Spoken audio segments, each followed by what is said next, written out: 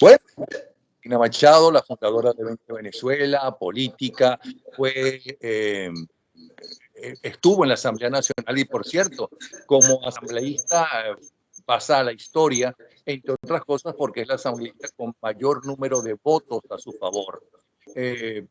Dije que era profesora, es ingeniera venezolana, fundadora del movimiento político 20 Venezuela, eso ya lo dije, cofundadora de la asociación civil Súmate, que ella luchó para que, lo logró, para que Súmate no tuviera ningún cariz político, sino que fuera exactamente lo que queríamos, que fuera algo totalmente independiente. De hecho, se negaba a ir muchos programas, entre otros el mío, no sé si por eso o porque no le caía muy bien que digamos, pero lo cierto es que sí me dolía.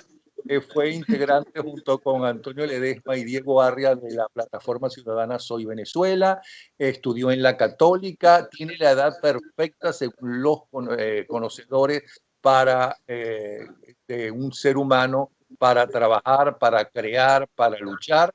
Es una de los cuatro hermanos y también llegó en las elecciones de la Mesa de la Unidad, fue candidata a pesar de que fue muy polémica entre sus compañeros, y ahí conocimos lo que ella plantea, que es el capitalismo popular, que se basa en el rescate moral del individuo a través del respeto a la propiedad privada, la disminución del aparato burocrático y la no intervención estatal en la economía. Pero entre sus compañeros de la Mesa de la Unidad Democrática solo tuvo el 3% de los votos.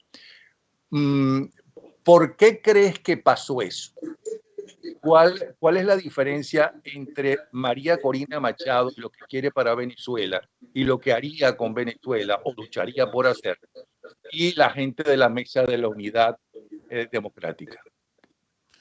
Bienvenida. Bueno, gracias. Con esa introducción me he quedado yo impresionada, escudriñando mi vida. Mira, Napoleón, ya va, hay dos cosas. La diferencia de la Venezuela del 2012 y de lo que en ese momento la gente quizás creía que era posible y la Venezuela de hoy, eso es un tema. Y el otro tema es en lo que representa esa MUD y ese G4 y dónde están mis profundas diferencias. Si quieres arranco por lo primero, ¿no? Porque yo creo que los dos temas son súper importantes que tú has mencionado allí. Mira, en el 2012, fue una primaria, eran 6 candidatos, yo era la única mujer y lo que allí planteaban la mayoría era que esto era, bueno, un sistema con unas fallas democráticas, mientras yo decía, no, esto es una dictadura que va camino a un sistema totalitario. Y decían, bueno, que esto se sale fácilmente, con presiones, etcétera, y yo decía, no, aquí hay que ir al fondo y cambiar esto de raíz. Muchos de ellos planteaban, a mi modo de ver, más de lo mismo. De hecho, planteaban las misiones, pero incluso convertidas en ley. Yo decía, no, no queremos un Estado rico que reparta, sino queremos un país que deje atrás el socialismo y que más bien invierte y la gente produzca y sea la gente la que es rica y el Estado de su servicio. Bueno, en ese momento esos candidatos tenían muchos recursos, recorrían el país en avión y yo lo hacía en mi carro. Entonces, la verdad es que efectivamente no fue el resultado que yo hubiera querido, pero yo creo, Napoleón, que arrancamos a abrir un camino de despertar una nueva forma de hacer política de ciudadanos que nunca habíamos concebido en nuestra vida en la política, sacudiendo Venezuela y decir, no vale, no más estatismo, no más populismo, no más clientelismo, no más socialismo. Y yo creo que nuestro país ha cambiado en ese sentido. O sea, yo creo que la gente hoy en día hemos abierto los ojos, estamos muy claros de qué funciona, qué no funciona. No queremos un Estado poderoso que reparta, unos cogollos de unos partidos que deciden por ti. Yo creo que esto que estamos haciendo tú y yo hoy, redes sociales, medios alternativos, ha hecho que la gente se empodere y que ya no dependa de lo que le dicen grandes medios o grandes grupos económicos. Entonces, en ese sentido, esto es otro país, es un país que no quiere saber más de socialismo ni de izquierda, sino quiere una transformación profunda. Y esa para mí es la gran oportunidad que Venezuela tiene por delante. Esa, digamos, en el plano de las ideas, en lo doctrinario. Ahora tú me preguntabas sobre la relación con la MUD y el G4, y para mí allí la diferencia fundamental tiene que ver en elementos de orden ético. porque yo estoy convencida que la unión del país ya existe. Y los venezolanos en la calle y los que están afuera y los que estamos adentro estamos clarísimos en lo que queremos y lo que no queremos. Pero esa unión no nos pueden obligar a que sea con cómplices y corruptos. Eso sí que no. Porque si esto es un conflicto, que lo es, no convencional, pero es un conflicto transnacional, con elementos de orden criminal, tú no puedes tener en el comando de ese conflicto, en el Estado Mayor, personas infiltradas que están reportando en tiempo real a la tiranía lo que las fuerzas democráticas están decidiendo. Eso sí que no. Y para mí esa es la explicación de por qué nosotros no hemos podido sacar a este régimen a estas alturas. Pero cuando tú declaras que no crees en el G4 porque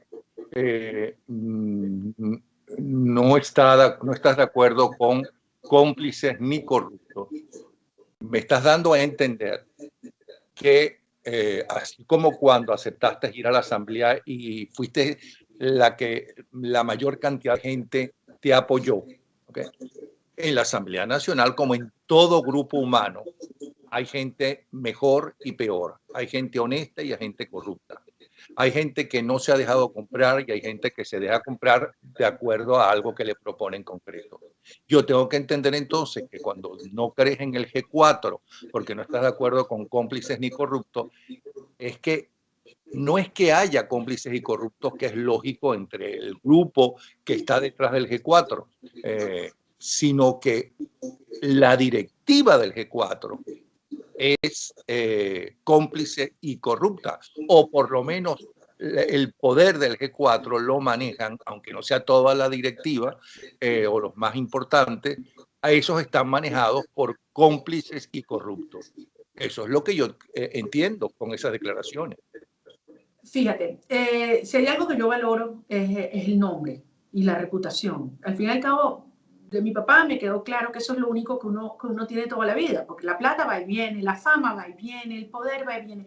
Lo que a ti te queda es lo que tú eres y tu palabra y tu credibilidad. Así que yo respeto mucho la reputación y por eso yo nunca he generalizado, jamás. Al contrario, yo he dejado muy claro que en todas estas organizaciones políticas y sociales hay gente honorable, la hay.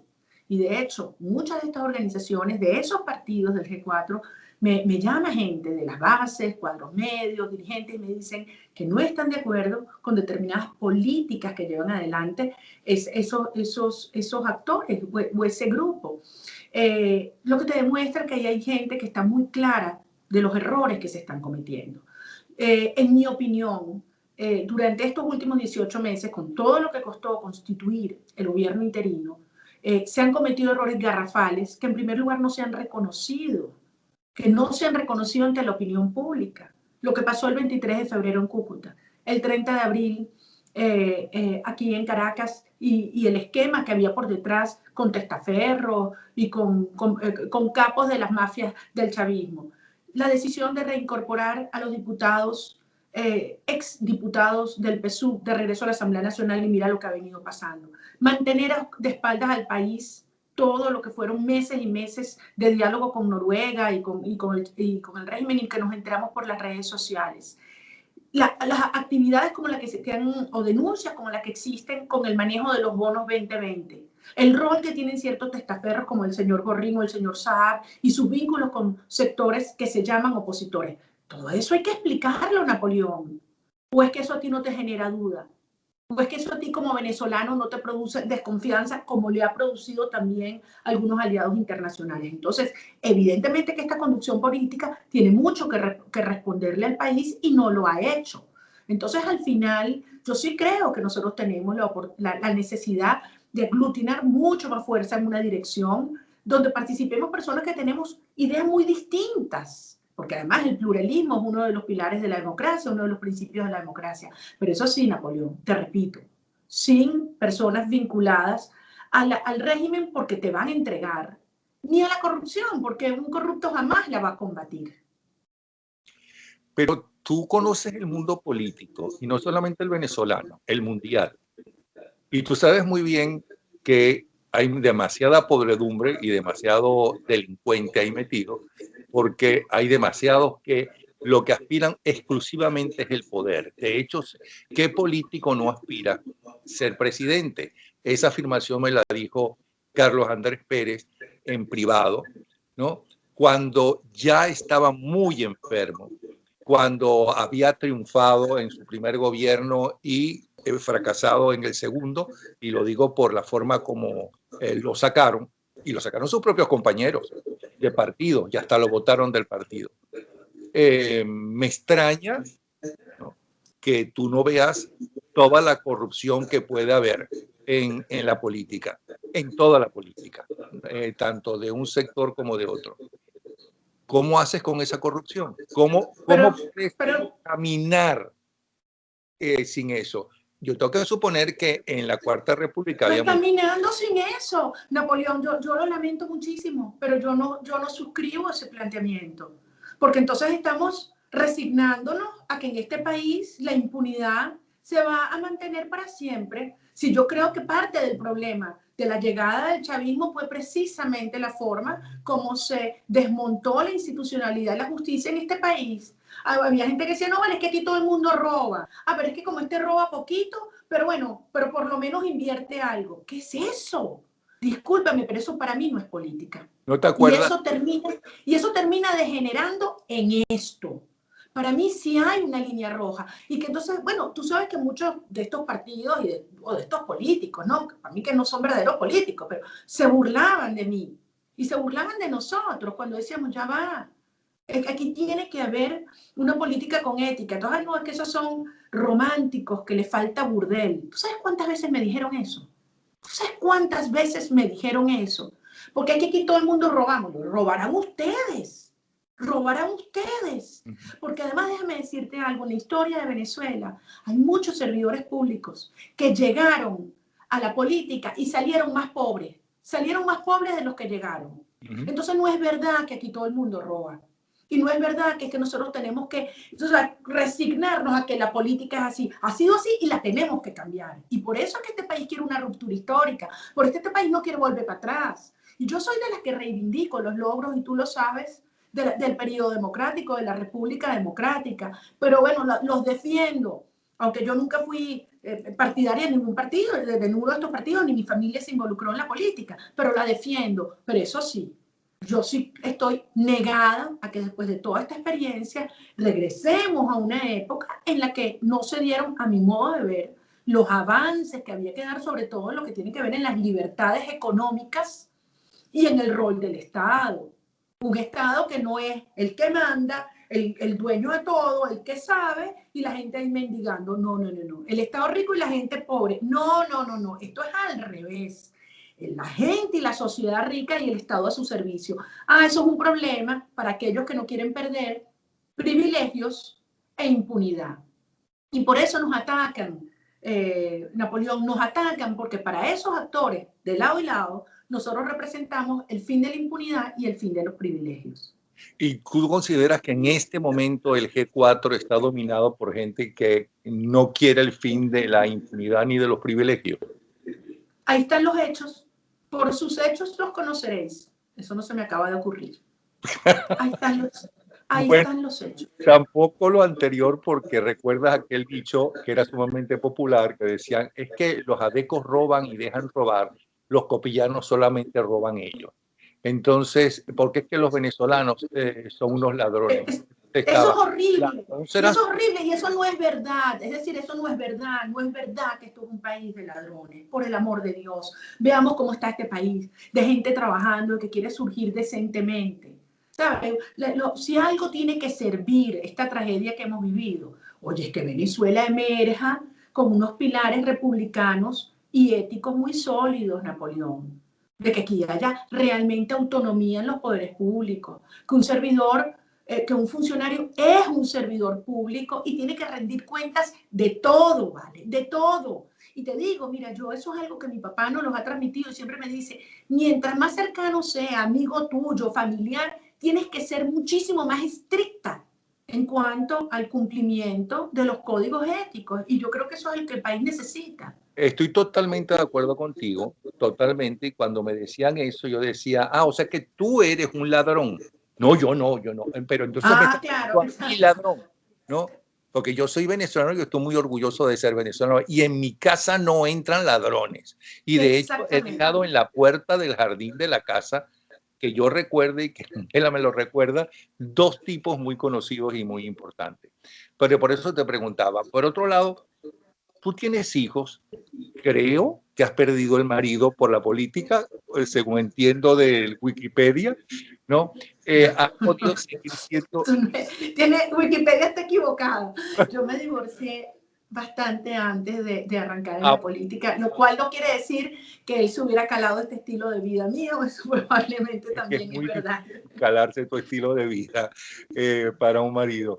Pero Pero tengo un marido ahora que quiero mucho y que de alguna manera me aguanta. y que es muy talentosa y muy A su, comprensivo y a su que manera, demuestra su a su amor manera. y que demuestra así su amor por ti. Fuiste parte de juntas directivas de empresas como Sibenza, heredas todo el conocimiento de tu padre y el prestigio de tu padre.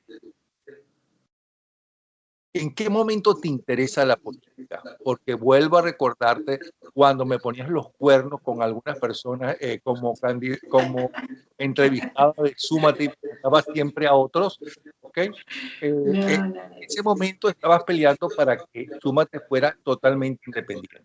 ¿En qué momento dices, abandonas Súmate y empiezas a dedicarte de lleno y de frente a la política? Mira, eso es difícil, porque yo creo que fue como un proceso, ¿no? Yo te voy a contar un poquito, yo creo que lo hemos hablado una vez tú y yo, pero creo que en privado, de mi familia. O sea, mi familia Machado, debo decir, una familia de muchas generaciones de empresarios, de gente que, tanto como los Zuluaga, que como tú sabes, trajeron la luz a Caracas, etcétera. Entonces, no querían nunca saber nada de política. Decir, hablar de política en mi casa, eso era mala palabra, debo decirlo, ¿no? Entonces, bueno, yo crecí, como mucha gente de nuestra generación, viendo la política como una cosa que implicaba hacer concesiones en tus principios. Yo decía, no, mira, yo voy a seguir los pasos de mi papá, nosotros somos puras mujeres, y él va a ver que no hace falta tener hijo varón y tal. Y yo estudié ingeniería, después estudié finanzas corporativas. Bueno, yo estaba enrumbada en un camino de creer en el país, de invertir en el país, porque eso sí es algo que estaba muy arraigado en mi familia, ¿no? De que este es nuestro país y nos debemos. Y mi mamá siempre, siempre nos repetía, quienes hemos recibido más, más tenemos que dar.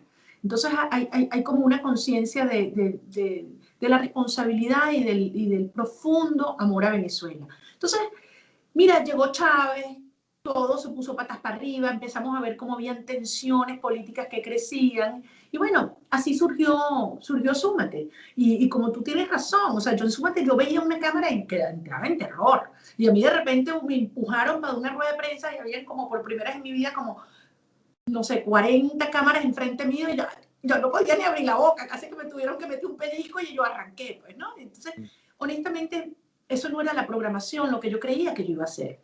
Pero debo decirte que una cosa llevó a la otra, Napoleón, y un momento donde uno decía, oye, como ciudadanos nosotros no podemos seguir quejándonos de los políticos, decir, esto está mal, este está equivocado, este no se ha preparado, etcétera, si uno no está dispuesto también a ofrecerse, yo digo, echarse para el agua, ¿no? Entonces, bueno, yo lo pensé mucho y en ese momento surgió una oportunidad que fue una beca en la Universidad de Yale sobre políticas públicas y liderazgo. Y yo dije, yo tengo que pensar esto, ¿sabes? Con frialdad. Y entonces, bueno, me fui y estando afuera, estudiando, viendo un país desde lejos, yo dije, mira, hay que hacerlo. Yo tengo que al menos intentarlo y quizás me equivoco y sale mal y la gente no me quiere, pero por lo menos lo intenté. Y bueno, así fue como surgió la candidatura a la Asamblea Nacional.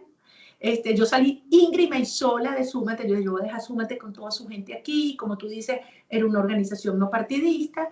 Y dije, ¿y ahora qué hago? ¿Y a quién llamo?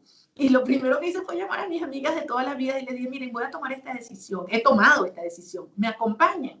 Y así fue. Y aquí estamos. He aprendido mucho. Obviamente he cometido muchos errores. He tenido momentos muy dolorosos, momentos donde he tenido decepciones muy profundas, pero también he descubierto una parte en mí que desconocía y he descubierto aún mejor una Venezuela que me hace sentir profundamente orgullosa de ser venezolana. Te voy a hacer una pregunta doble. Supongo que en la primera no tienes ninguna justificación para no responderla. Acabas de mencionar momentos muy dolorosos, grandes decepciones. ¿Cuál es el momento más doloroso y cuál ha sido la mayor traición? Mira, el momento más doloroso, he tenido muchos. Quizás un momento particularmente doloroso fue como mamá, un momento en el que yo sentí que le estaba provocando un dolor profundo e irrecuperable a mis hijos. Eso fue, jamás lo olvidaré, en el año 2005. Yo estaba fuera del país y me cita, casualmente Luis Ortega Díaz, por Súmate, ¿no? Y yo no sé qué era, traición a la patria, cualquiera de estas cosas, porque bueno, a mí me han acusado de todas esas, ¿no? Y bueno, yo me regresé al país y mi abogado me dice, Juan Martín Echeverría, paz descanse, mi abogado, mi amigo, me dice, mira, tú deberías hablar con tus hijos, porque lo más probable es que tú mañana no vas a regresar a tu casa. Y yo, Dios mío, los dos varones eran muy chiquitos y agarré a la Corina, que tendría 10, 12 años, la senté, jamás me olvidaré, yo estaba en el cuarto de mi mamá, la pongo en una silla, yo me siento en el piso y le digo, mi amor, tenemos que hablar. Y yo voy a necesitar que tú seas muy fuerte y que tú me prometas que tú vas a cuidar a tus hermanitos, porque yo mañana voy a estar en este lugar y quizás por unos días no me voy a ver, no nos vamos a ver. Mira, Napoleón, ella obviamente se mordía los cachetes para no llorar, pero no pudo resistirse. Y en ese momento, te lo juro, Napoleón, que yo sentí que el mundo se me venía encima. O sea, yo decía, ¿qué estoy haciendo? Porque yo soy mamá, yo estoy haciendo esto para darle a mis hijos un país libre donde puedan vivir con libertad y con felicidad y estoy destruyendo su vida. Entonces yo creo que en lo afectivo, y como ese han habido muchos otros episodios con mis hijos, con mis padres, que a mí me han marcado, ¿no? Y me he sentido muy culpable porque de alguna manera siento que le estoy haciendo daño a la gente que yo más quiero. Pero por otra parte, como yo le digo a mi papá, esto es culpa tuya, porque tú nos educaste así. Tú nos educaste para amar este país y para defender la justicia. Entonces, Pero no es culpa de tus hijos y por eso te quiero preguntar lo siguiente antes de seguir preguntando sobre tus más recientes declaraciones en los diferentes medios que te permiten estar. Eh, Nadie, ninguno de tus hijas vino diciendo, mamá, en el colegio un amiguito me dijo que tú eras X descalificación típico de la política en el mundo entero. Porque la gente siempre piensa que lo malo sucede en Venezuela. Hay que conocer otros países para darse cuenta que nuestros dirigentes políticos, comparados con otros, son unos santos. Pero bueno, y han sido. Pero en fin, cuéntanos. no, fíjate, todo lo contrario. Más bien, mis niños cuando eran chiquitos, los amiguitos se entusiasmaban de venir a la casa y más bien me mandaban mensajes lindos de parte de sus papás. Una vez tuve una cosa con uno de mis hijos que me dolió mucho. Yo estaba en Barinas, en ese momento estaba en Súmate, sí. Yo estaba en Barinas y de repente al terminar una de esas reuniones con vecinos y tal, se me acerca una señora y me dice, mira, ya tengo que hablar contigo. Y digo, ¿cómo no? Y me dice, mira, mi hijo es maestro en el colegio donde estudian tus hijos varones. Y mira lo que le pasó. Hace 2 semanas, él estaba caminando y de repente oye un ruido como en el recreo, debajo de la escalera y tal. Entonces el país se asoma y se encuentra un niñito así llorando y llorando y se acerca y era Ricardo, tu hijo. Y le digo, mi amor, ¿pero qué te pasa? Y bueno, resulta que en el recreo los niñitos le habían dicho, mira, tú sabes que a tu mamá la van a meter presa porque mi papá dijo que no sé cuánto. Y mi niño entró en pánico y bueno, imagínate, se pone a llorar. Bueno, te imaginarás que yo escuchar eso en Barinas y mi hijo en Caracas, yo me sentí, o sea, la peor persona del mundo. Yo no sé cómo hice para regresar a Caracas, agarré esos carricitos, los senté y le dije, bueno, ok, vamos a hablar. Vamos a hablar y yo les prometo que a partir de ahora, ¿sabes? Va a haber comunicación y franqueza. Entonces, cada vez que a mí me ha pasado algo, recuerdo cuando fue el ataque en Upata, que fue uno de los más sangrientos, porque varios de los equipos, o sea, nos golpearon, a mí me golpearon, etcétera. Yo lo primero que hago es agarro mi teléfono y como sea, llamo a uno de mis hijos, tenemos un código, digo, estoy bien, chao. O consigo a alguien que les avise, porque bueno, por las redes sociales las cosas muchas veces se amplifican, ¿no? Entonces, bueno, ese es el código que tenemos Y así hemos logrado llevar adelante esta relación y no es fácil. Mis 3 hijos se graduaron fuera de Venezuela. ¿No?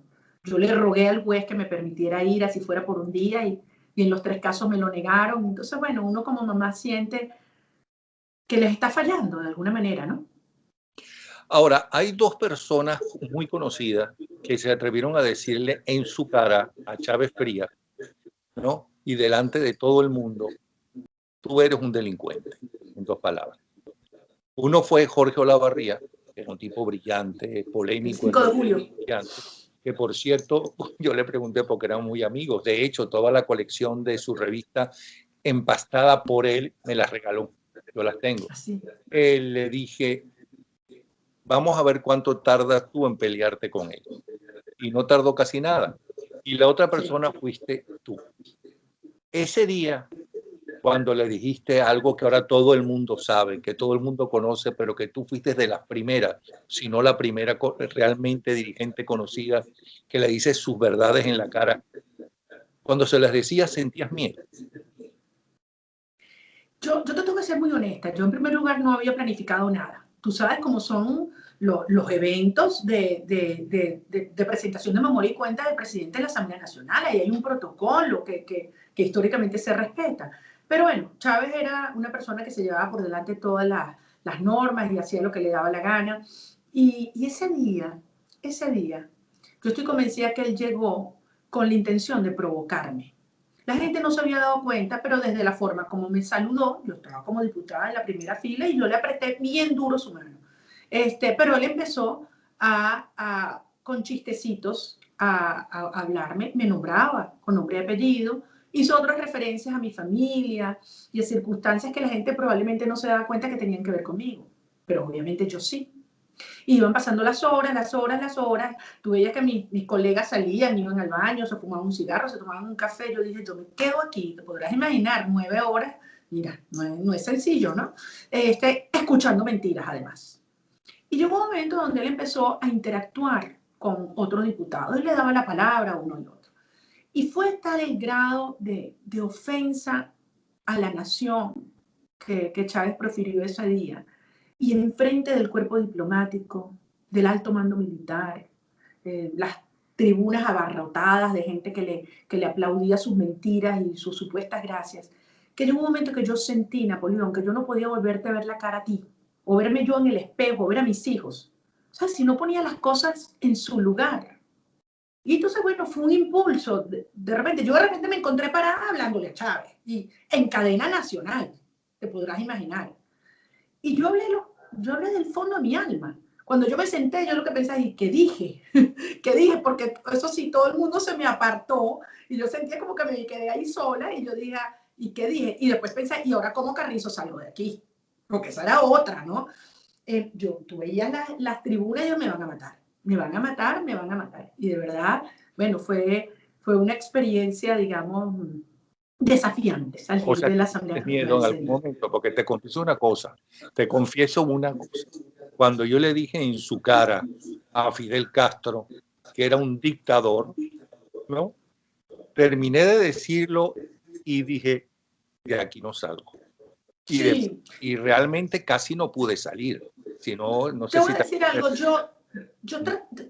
me consta a veces, obviamente uno reconstruir después de cada tanto tiempo esa situación. Yo claro que he sentido miedo y me han temblado las piernas, pero de verdad que no te puedes parar en varias oportunidades en este proceso. Pero ese día no. Ese día yo sentía como una fuerza interna de que yo estaba sacando para afuera lo que el país quería decirle. O sea, que era mi deber. O sea, yo sentía que ahí estaba tú y mis hijos y los chamos de Venezuela y los productores y la gente a la cual este señor le robó y le quitó su futuro y le separó las familias y le asesinó los hijos y los papás. O sea, yo en ese momento sentí una enorme fuerza y una gran tranquilidad de espíritu. Yo ese día no sentí miedo en ese momento. Eh, En una de tus más recientes declaraciones te preguntabas, ¿es que la presencia de fuerzas rusas e iraníes en Venezuela no es un asunto de interés para Estados Unidos? La presencia de Hezbollah y relaciones con Irán no son amenaza para la seguridad de Estados Unidos. Mucha gente en Washington piensa que no, que Hezbollah no es tan importante en Venezuela, que mientras no haya misiles no hay ningún problema porque está suficientemente lejos, que la infiltración de terroristas desde Venezuela y con pasaje venezolano, con pasaporte venezolano, no es tan grave para la seguridad norteamericana, y de hecho es por eso que no se preocupan o no está planteado una intervención militar. Más bien creo que está planteado con otros países una intervención mínima, tipo aquella serie de televisión llamada Misión Imposible. ¿Por qué crees que y en qué te basas para decir que Hezbollah es una fuerza realmente importante dentro de Venezuela como para que sea un peligro para los Estados Unidos y sea la justificación que necesita los Estados Unidos, por ejemplo, unos misiles que lleguen hasta Florida, ¿no? O hasta Washington, como para intervenir militarmente? Porque una cosa es que queramos que intervenga militarmente Estados Unidos con otros países y que lo digamos, y yo estoy de acuerdo, y otra cosa es pedirlo abiertamente un presidente, como es el caso de Guaidó, porque si se echan para atrás o él tiene la información de que no es el momento, va a perder la fuerza que tiene en este momento. Bueno, en primer lugar, yo tengo una apreciación distinta a la tuya, a menos que tu pregunta sea provocadora, No, es y una tú pregunta estás de acuerdo más. conmigo, sobre la amenaza real que representa la constitución de un conglomerado criminal, de un Estado criminal, en el corazón del hemisferio occidental.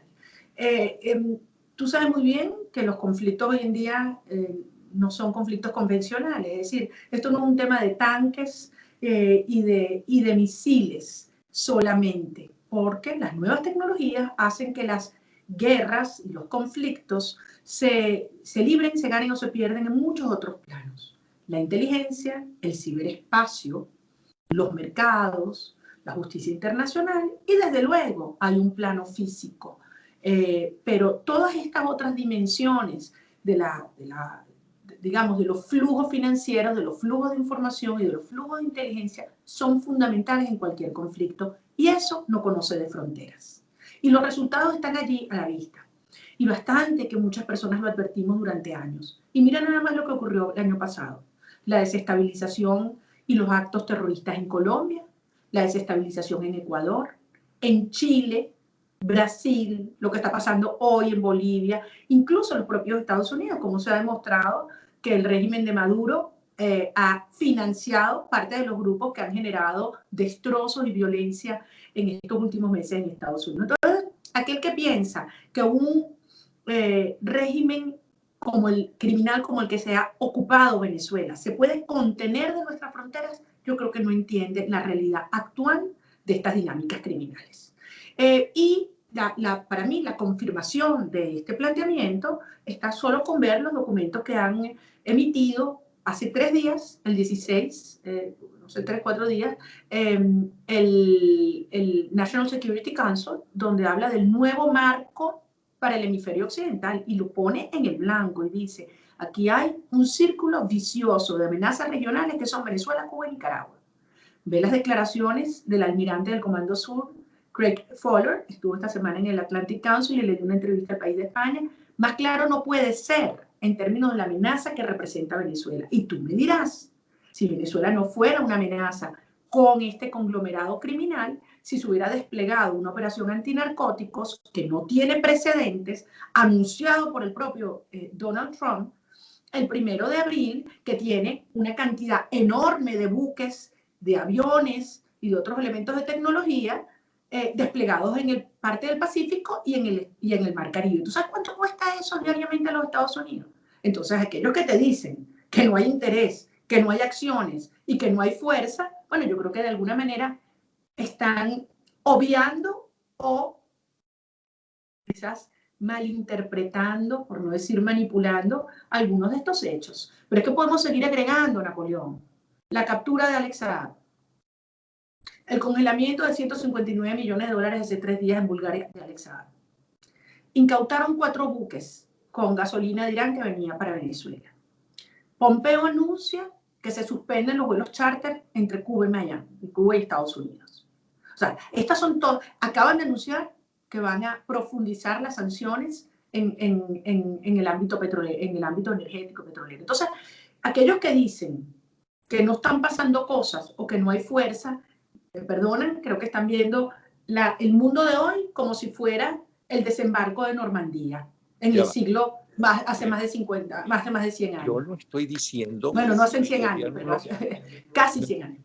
No estoy afirmando que el gobierno norteamericano no esté interesado, ¿no?, y preocupado por lo que pasa en Venezuela, y ahí están todas las sanciones. Lo que estoy diciendo es que para que haya una intervención militar, de eso estoy hablando, a los primeros que tienen que convencer es al pueblo norteamericano y a los senadores y diputados, que son los que pueden apoyar todo eso.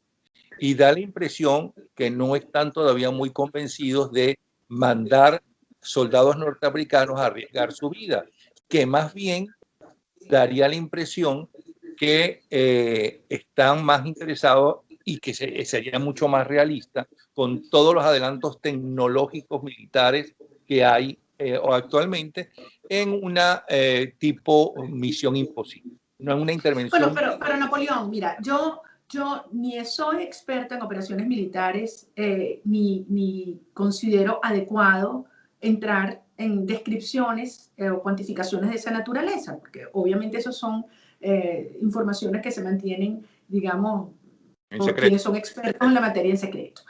Lo que sí hemos planteado es que no hay otra opción que poner en práctica una operación de paz y estabilización. Dime tú, ¿tú crees que solos podemos? Porque esa es la gran pregunta que nos tenemos que hacer los venezolanos. ¿Podemos solos? Ni tampoco con diálogo, y se ha demostrado que el diálogo no sirve, pero que fueron importantes, porque así convencieron al mundo de que por diálogos no salían. Y que esto bueno, no está bien. Y nos hubiéramos podido quedar en el primero o en el segundo y no haber perdido 18 años en eso también, ¿no? Y no tenía que llevar a 29 elecciones y 15 referendos para llegar a la conclusión de que era un proceso fraudulento. Entonces, todo eso, porque al final todos estos errores que van alargando la permanencia del régimen, al final eso se paga en muertos y en vidas que las estamos poniendo la sociedad venezolana. Entonces, la pregunta es, si estamos convencidos de que solos no podemos, de que esto es un país que está ocupado y que lo que nosotros no estamos pidiendo una invasión, sino una desinvasión. Nosotros no estamos planteando la guerra, sino quien planteó la guerra y la violencia son estos criminales, y nosotros lo que queremos es la paz y la recuperación del territorio y la recuperación de la soberanía nacional y la instauración de un Estado de Derecho para poder ejercer la soberanía popular. Eso es lo que estamos planteando. Entonces, si sabemos que solo no podemos, que nos podemos ir olvidando que por esta vía de farsas electorales y diálogos vamos a poder avanzar en la transición, ¿qué nos queda? ¿Qué nos queda? Entonces, al final, el punto no es si es difícil o posible o imposible, es que es necesario, es indispensable conseguir estas fuerzas. Entonces, para mí no me resulta válido que una dirigencia política, y en este caso el interinato, que se puso ahí con un propósito, y su propósito fue lograr el cese de la usurpación, más nada, no hacer planes a 5, 10 o 20 años, no buscar las mejores, no. Su trabajo es cese de la usurpación. Entonces no puede ser que se volteen y digan, ay, bueno, es que ellos no quieren. Señor, eso no es respuesta. Su trabajo es lograr que ellos sí quieran. Es persuadir, es convencer. En los términos que estamos diciendo, hacerles entender que esto no es solamente un problema de la vida de los venezolanos, sino que es que va a caer Colombia, y va a caer Ecuador, y va a caer Chile, y va a caer Bolivia. Entonces, es un punto de seguridad hemisférica que cada día que pasa es más costoso. Y al final, como toda decisión, uno pone sobre la balanza el costo de actuar y el costo de no actuar. Sí, hay que lograr no solo que la opinión pública de los Estados Unidos se persuada de parar un genocidio y que es en su propio interés, pero también hay que dejar entender muy claro a la opinión pública de Estados Unidos, de Canadá, de Colombia, de toda Centroamérica, del Caribe, de Europa, qué significa no actuar en Venezuela, qué significa no actuar. ¿Cómo va a estar Venezuela dentro de 6 meses? ¿Qué implicaciones tiene eso para Colombia? ¿Qué implicaciones tiene para Europa? O mira lo que está pasando en España y mira el rol de Podemos. Entonces, al final, yo sí creo que se ha avanzado mucho en construir esta narrativa, en que el mundo entienda que es un problema de seguridad nacional y que no hay otra que recorrer una ruta, que es una operación de paz y estabilización que va incrementando y complementando sus acciones y al final se construye una amenaza real. Y eso es lo más importante, Napoleón. Una amenaza real frente a estos criminales, una amenaza severa e inminente, que les dice o ustedes salen o esto es lo que les espera. Y en ese contexto, si la amenaza realmente existe y si estás dispuesto a actuar, es muy probable que estos actores cedan sin necesidad de llegar a ninguna situación de violencia. Pero esa es la lógica. Ahora, si tú tienes los cubanos diciendo, no, eso es bluff, no va a pasar nada, a los gringos no les importa, ya pasaron la página, porque eso es lo que dicen. Y si tú tienes pseudo opositores que repiten lo mismo aquí, tú comprenderás que el régimen se echa para atrás y se echa aire, porque los otros están haciendo el trabajo por ellos. ¿Me explico? Entonces hay que construir esa amenaza real. Y ahí todos tenemos una responsabilidad, todos, y los ciudadanos. Porque, perdón que me largue en este puntico, porque hay mucha gente que dice, bueno, que ustedes lo que están planteando es que todo lo van a hacer los de afuera y los venezolanos se paralizan. ¿Qué es eso? ¿Quién ha dicho eso?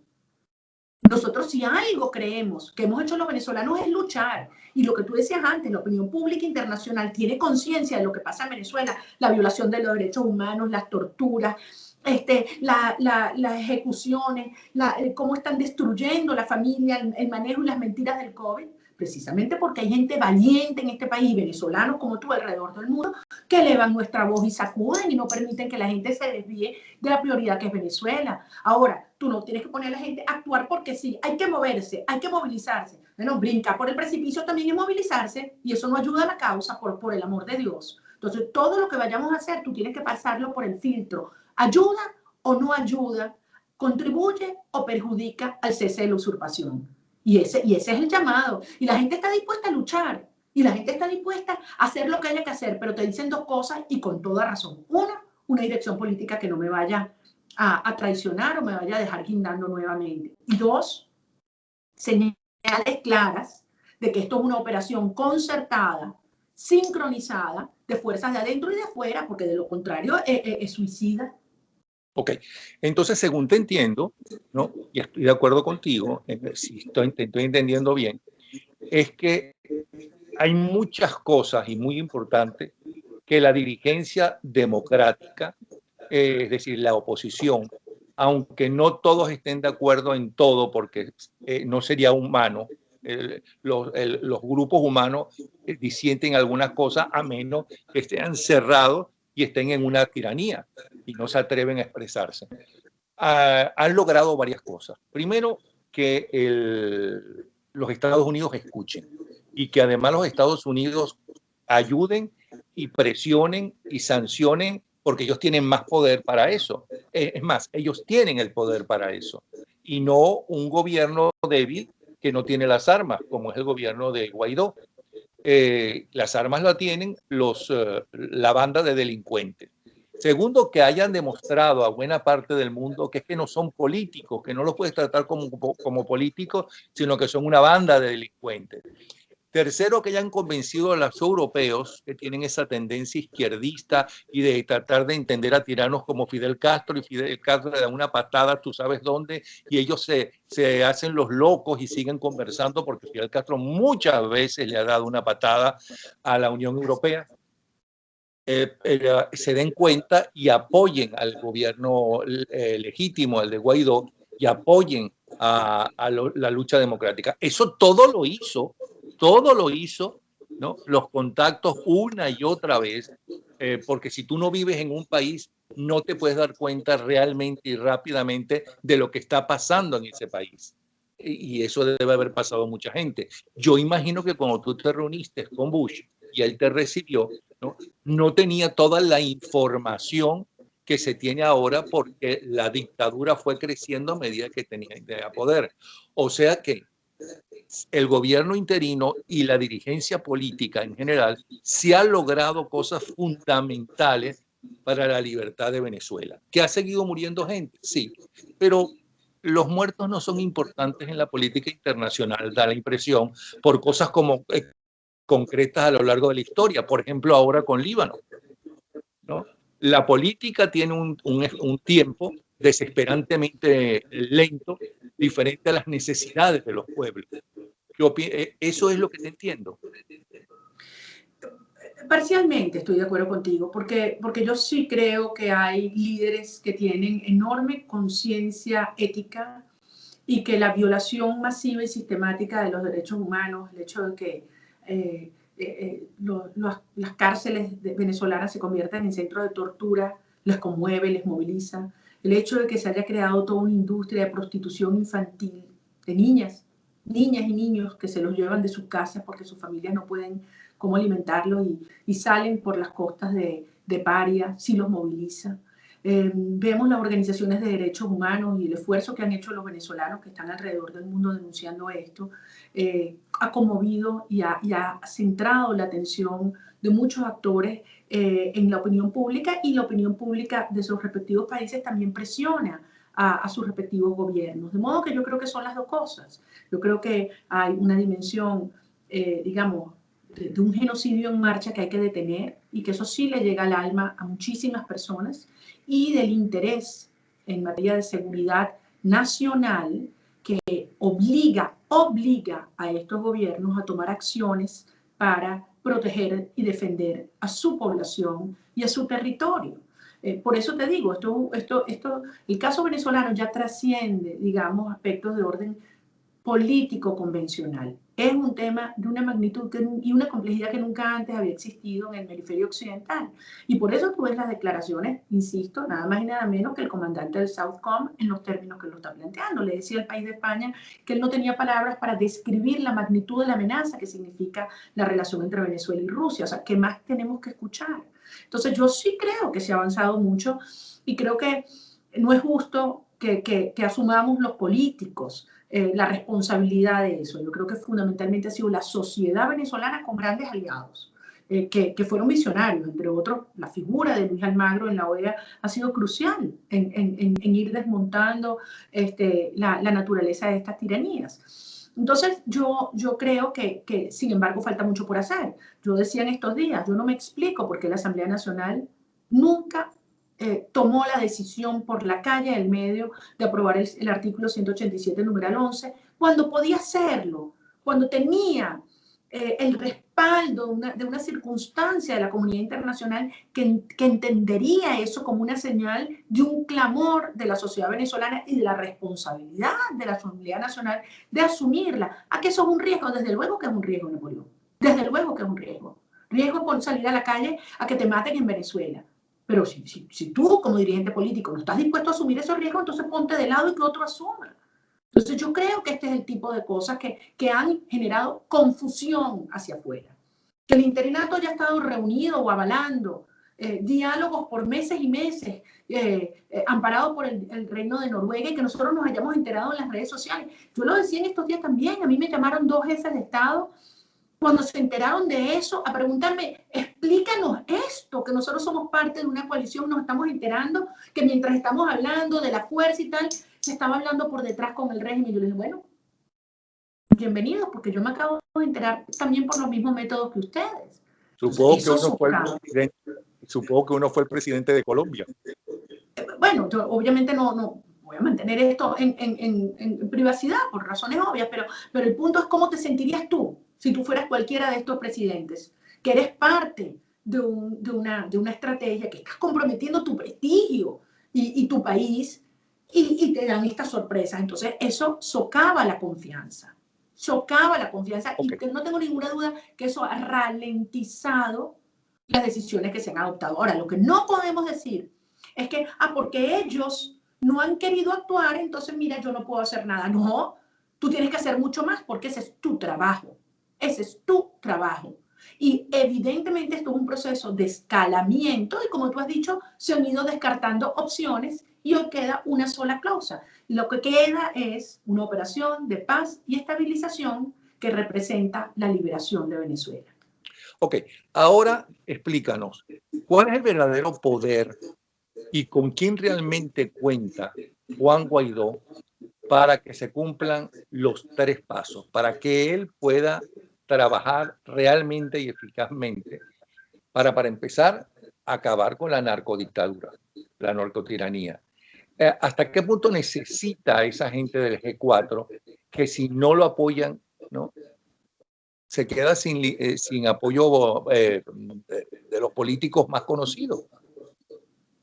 Bueno, yo creo que eso se lo tienes que preguntar a Juan Guaidó, por qué él ha hecho lo que ha hecho y si cree que eso le ha dado más poder o menos poder. Yo creo que el verdadero poder está en la sociedad venezolana. Ahí es donde viene la fuente de legitimidad y Pero el ahí es donde problema es debe que estar. en la sociedad venezolana cada vez tiene menos seguidores, porque la gente quiere que se solucione el problema de una vez porque la gente está desesperada y es la víctima realmente de lo que está sucediendo. Pero tú me estás dando la respuesta. Me estás dando la respuesta. La sociedad venezolana no quiere ver acuerdos con actores y sectores que no estén dispuestos a asumir por la calle del medio con toda la fuerza y los riesgos que ello implica una ruta que acordamos el 23 de enero, ratificando el mandato del 16 de julio, por cierto, que está vigente. Algunos quieren olvidarse del plebiscito del 16 de julio. No, ahí está vigente, ahí hubo un mandato y una asamblea que no lo cumplió, por cierto, pero ahí está vigente. Entonces, el planteamiento aquí es, ¿de dónde viene la fuerza? ¿A quién hay que rendir cuentas? ¿A unos cogollos de partidos o a una sociedad que ha dado todo el apoyo y toda la confianza? Yo creo que ahí es donde está la decisión. Tú dices que los secuestradores solo ceden frente a una fuerza superior. ¿Dónde se consigue esa fuerza superior? ¿En la calle o cómo? Mira, yo creo que la insurrección cívica, popular, las protestas han tenido un impacto gigantesco en la opinión pública mundial. Es decir, nosotros no estaríamos donde estamos hoy, donde hay una comunidad internacional que ha acompañado un proceso de desconocimiento al régimen de Maduro y de reconocimiento al gobierno interino y que está poniendo en práctica sanciones, investigaciones jurídicas, reacciones en los mercados, todo este despliegue de fuerzas en el Caribe, si no hubiese sido por año tras año, tras año, tras año, un país que nos daban, nos caíamos, nos levantábamos, salíamos, y todavía está. Venezuela es un país en ebullición. Napoleón, el mes pasado hubo más de 700 protestas. Aunque la gente no tiene agua, luz, gas, no tiene cómo moverse, la represión es brutal, la gente sigue allí. Ahora, yo sí estoy convencida que la única manera de construir esta amenaza real es de que esta fuerza ciudadana se acompañe de toda la fuerza internacional. Es decir, tiene que constituirse en una, digamos, una sincronización, acoplamiento e intensificación de las acciones que están ocurriendo. Pero la gente lo que te dice con toda razón, ya va, yo no voy a volver a salir a la calle, para que entonces los políticos que me convoquen después terminen en un nuevo diálogo y nosotros dejamos el resto con todas las consecuencias que ello implica en el terreno. Y la gente está muy clara de que aquí hay un país ocupado y un país invadido. Hay algunos actores que dicen que los de allá están, que no se metan en esto. Y entonces yo le digo, bueno, ¿y cómo piensa entonces usted sacar a los rusos? ¿Y cómo piensa usted sacar a Hezbollah? ¿Y cómo piensa usted sacar a la guerrilla? Solo. Obviamente para eso no tienen respuesta, porque no es posible. Por lo que tú dices, porque ya fuimos descartando esas opciones. Entonces la gente está muy clara. Entonces yo lo que creo que la fuerza está allí. Ahora, ¿cuál es la responsabilidad de un liderazgo responsable? Estoy repitiendo, un liderazgo confiable, un liderazgo sólido. Bueno, poder acoplar, poder potenciar y sincronizar estas acciones. Yo estoy convencida que la comunidad internacional está dispuesta a hacer lo que hay que hacer, pero necesita algunas garantías, es decir, hay inhibidores para que esas fuerzas terminen de acelerarse. Uno de los inhibidores es la matriz que genera el propio régimen y los cubanos, de que cualquier acción mayor de apoyo internacional va a desatar una guerra civil en Venezuela. Eso es mentira, eso es mentira. El país, tú lo sabes, sale a la calle y pregúntale a la gente te dice que se vayan como sea. La gente está exigiendo y clamando el apoyo internacional. Bueno, en ese sentido, el 187 numeral 11 contribuía a desmontar esa matriz. Por otro inhibidor han sido todas estas maniobras y ahí lo vemos nuevamente. O sea, no es, digamos, no es inofensivo el que algunas personas estén participando y diciendo que van a dialogar nuevamente. Eso le hace muchísimo daño a la ruta, eso confunde. Y finalmente, otro inhibidor, ahí voy, de lo que te decía, tiene que haber un interlocutor que los actores internacionales digan eso es, ahí hay gente que está dispuesta y que sabe cómo además llevar adelante un proceso de transición focalizado en 3 elementos: soberanía, estabilidad e institucionalidad. Y que va a ser un proceso irreversible y que no significa que se van a tener que quedar años en Venezuela. Al contrario, yo estoy convencida que aquí hay recursos en nuestro cuerpo de seguridad civiles y militares, activos y retirados, que con una dotación adecuada de inteligencia, de comunicación, de equipos y de entrenamiento, en muy corto plazo, podemos ir desalojando estos grupos criminales del territorio y rescatando la soberanía nacional. Cuando declaras que mi problema no es Guaidó, mi problema es Maduro, ¿no? Estoy totalmente de acuerdo contigo. Bueno, es que tú sabes que tú eres mi novia virtual junto con Cameron Díaz.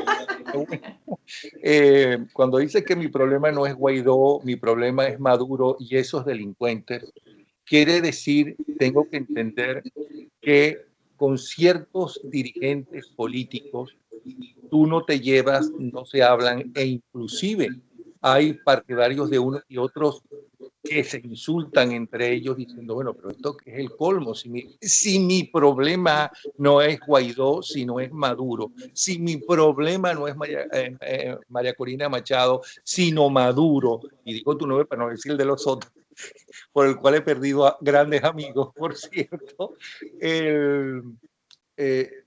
yo tengo que entender que entonces cuando ustedes no se llevan, como si te llevas, por ejemplo, con Antonio Ledesma, como si te llevas con Diego Arria, ¿no? Como si defiendes que Guaidó sea presidente interino, es que con esos que no te llevas son unos delincuentes para ti. ¿Tienes pruebas de que son delincuentes? Mira, las pruebas las tienen que producir los tribunales. Y como te repito lo que te dije antes, yo valoro enormemente el honor y la reputación de una persona. Yo no voy a emitir juicios especulando, pero ahí están los hechos. Ahí están los hechos. Y ahí están las declaraciones. Y ahí están las personas que han dicho lo que han dicho sobre la naturaleza de nuestra lucha. Ahí hay personas que han plateado por la calle del medio la convivencia democrática con el régimen. Así se llamaba el documento que llevaron a la República Dominicana presentada por la MUD Napoleón. Lo que pasa es que a veces se nos olvidan las cosas porque pasan muchos eventos. Entonces, ahí están los resultados. Entonces, yo lo que considero es que este es un momento en el cual hay que deslastrarse de aquellas personas que estén dispuestas a cohabitar con la tiranía, porque eso es claudicar en nuestra lucha. ¿Qué opinas de ir a votar ahora en noviembre? Es que eso no es votar. Eso no es votar y muchísimo menos elegir. Para mí ha quedado clarísimo y yo lo he dicho desde hace muchísimo tiempo. O sea, si tú no tienes soberanía nacional, ¿cómo puedes ejercer la soberanía popular? Es decir, un país donde las armas las tienen las mafias, las leyes las tienen las mafias, la plata la tienen las mafias, los medios la tienen las mafias, el territorio lo tienen las mafias. ¿Quién gana las elecciones? Napoleón. Las mafias. Bueno, eso es Entonces, esto no es un tema de términos y condiciones electorales, y allí me parece un error. Cuando empiezan, bueno, es que si el CNE lo debió nombrar la asamblea y entonces las tarjetas de los partidos, ¿de verdad? O sea, para ellos esto es un problema de las tarjetas de los partidos o de las inhabilitaciones de candidatos. No, señor. Esto es un tema de soberanía nacional. En Venezuela no hay Estado de Derecho, no hay ley. O sea, tú te imaginas a la gente votando en la Sierra de Perijá, o la gente votando en el Arco Minero, o en Paria, o en la Guajira, o en la Cota 905, ya en ninguna parte. Porque además, Vladimir Padrino López lo dijo, mientras estén estas Fuerzas Armadas aquí no hay cambio político. Entonces, por el amor de Dios, o sea, ¿qué más tiene que pasar? Entonces, yo creo que aquí esto está clarísimo, esto no son elecciones, y bueno, los que decidan participar allí en ese evento, en ese mamotreto, le están haciendo el juego a la tiranía. Eso hay que entenderlo, porque ya hay un momento donde cada quien tiene que asumir su responsabilidad personal y tú no le puedes estar echándole la culpa a otro. Por ejemplo, mira, ya llevamos hora y media. Ya es el bueno, último. Tanto como una hora. Y ahora sí te voy a comprometer. Entonces, tanto tú como yo somos católicos. Entonces, frente a todo lo que acaba de decir, ¿cómo se entiende la posición de la Conferencia Episcopal? Sí, yo sé que mucha gente le ha generado una enorme confusión o decepción. Yo creo que hay que poner, y ahí las cosas claras. En primer lugar, la Iglesia Católica ha sido quizás la institución que con mayor visión, coherencia y valentía alertó y denunció el carácter totalitario de este régimen. No solamente los obispos, no solamente la Conferencia Episcopal, los sacerdotes, los párrocos, las religiosas, todos los fieles en las calles. Entonces, hay que reconocer eso. Tú no puedes juzgar una organización por un evento que además es contradictorio, a mi modo de ver, con una política y con una línea que generaba mucha esperanza y espíritu de lucha. Y le decía a los ciudadanos... Perdón, donde en esa redacción, que yo sepa, por ejemplo, Virtuoso, no porque me lo haya dicho a mí, pero sí gente que estaba allí, se levantó molesto. O sea que no... Bueno, yo no lo sé, yo no voy a especular y yo creo hubo una discusión. que la iglesia es un cuerpo. Diciendo que no hubo que hay una discusión ahí adentro. Lo que quiero entender es que los que triunfaron en esa discusión, ¿por qué triunfaron? ¿Qué alegan para ir a votar? Yo lo desconozco y efectivamente por eso cuando salió el comunicado yo dije ya va, yo no estoy de acuerdo ni como ciudadana ni como católica porque además esa no ha sido la posición que ha adoptado de manera recurrente, permanente y muy valiente la Iglesia Católica. Ahora lo que estoy diciendo es uno no puede juzgar a una institución por un evento y yo estoy convencida que que la Iglesia va a retomar su vanguardia porque la Iglesia está en la calle y la Iglesia está sintiendo lo que le dice la gente. La iglesia sabe la desesperación de los ciudadanos. Y donde yo tengo un punto de discrepancia con ese planteamiento fundamentalmente es cuando dice, bueno, pero es que hay que hacer algo. Desde luego. Y aquí no estamos de brazos cruzados. Pero tú no vas a hacer algo que dañe, que perjudique una ruta del cese de la usurpación y la liberación. Y llamar o participar en esa mamarrachada que piensan hacer el régimen y que llama elección, eso perjudica al cese de la usurpación. Y sí hay una propuesta, y la propuesta se llama la OPE, la Operación de Paz y Estabilización. Y la OPE es la liberación de Venezuela, en la cual todos tenemos un enorme papel que jugar para que se termine de concretar a la mayor brevedad. Y uno de esos papeles es descartar estas opciones que le dan estabilidad y que prorrogan o posponen o extienden la permanencia de Maduro y su régimen en el poder. Eso es una de las cosas que podemos claramente hacer todos y que yo convido y le pido a los venezolanos que sumemos nuestra fuerza, los que están aquí y desde luego los millones de conciudadanos que están alrededor del mundo. Y es la hora de decirlo por la calle, en el medio, llamando las cosas por su nombre y dejando claro que están descartadas esas opciones y que nos queda una y que tenemos la fuerza y que vamos a seguir adelante con o sin el concurso de quienes en este momento se han agarrado la representación de los venezolanos, con o sin ellos, para adelante, porque a Venezuela la vamos a liberar. Bueno, muchas gracias por ser como eres, por lo que te estás arriesgando y te has arriesgado, por todo lo que te ha dado el valor de enfrentarse a gente que te golpea, como te golpearon, que impiden que tú puedas seguir ni siquiera en avión, ni siquiera en automóvil últimamente porque te hacen, te cierran las vías y así todo tú insistes por lo que estás sacrificando con tu familia, sean tus hijos o tu esposo, todo eso por Venezuela. Qué chévere que exista. ¿ok? Ay, muchísimas gracias, Napoleón, y te agradezco, me llega al alma tus palabras, porque además quiero decirte que así es el país. Esto es un país que está de pie, esto es un país de gente decente, esto es un país que no va a aceptar medias tintas, ¿sabes? Hay que conformarse porque queremos un país normal. No queremos un país normal. Queremos un país excepcional. Y esa es la velocidad que vamos a construir. Mejor todavía que en los mejores momentos del país. Absolutamente, porque ¿sabes qué? Somos mejores personas y somos una mejor sociedad con tanto sufrimiento. Yo siento que esto nos ha ido como forjando, ¿sabes? A los golpes, pero nos ha ido forjando el espíritu, la conciencia, el cuerpo. Y aquí vamos, y yo sé que lo vamos a lograr. Cuídate mucho, Dios te bendiga. ¿Tienes tiempo para escribir tus memorias y lo que sientes? A mí me encanta escribir. Tengo poco tiempo para escribir hoy en día, pero ¿a ti no te parece que estoy como muy joven para estar escribiendo memorias y ahora tengo toda la vida por delante? Ahora es que yo quiero hacer cosas. Sí, No estoy mirando para atrás, sino mirar para adelante. Pero está siendo protagonista de unos eventos históricos que nuestros nietos, tataranietos y demás, ¿no?, deben conocer. Te tomo la palabra. La historia de esta Venezuela la vamos a escribir nosotros, no tengo duda. Y recuérdate lo que decía Churchill de quién escribe la historia. Un abrazo y, a pesar de los cuernos, un beso. ¿Ok? Cuídate mucho, mil bendiciones. Gracias por